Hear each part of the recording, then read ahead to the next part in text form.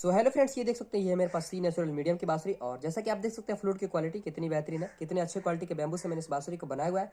Thread वगैरह भी काफ़ी अच्छी है और जैसा कि आप देख सकते हैं कितनी सीधी बैम्बू है ये। तो आप भी अपने अकॉर्डिंग फ्लूट मुझसे बनवाने के लिए कॉन्टैक्ट कर सकते हैं नीचे दिए गए नंबर पे। मेरा नंबर नीचे शो हो रहा होगा। 100% वेल ट्यून्ड और प्रोफेशनल क्वालिटी फ्लूट्स में आपको देता हूँ गाइस।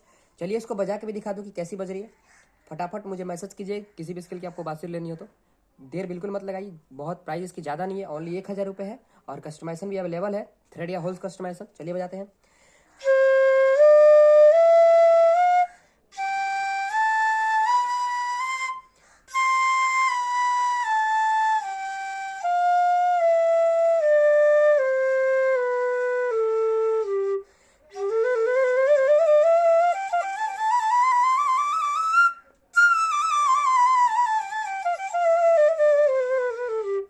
जैसा कि देखा आपने गाइस कितना अच्छा इसका साउंड है। तो आप भी कांटेक्ट कर सकते हैं मुझसे फ्लूट बैंक के लिए। So thank you everyone.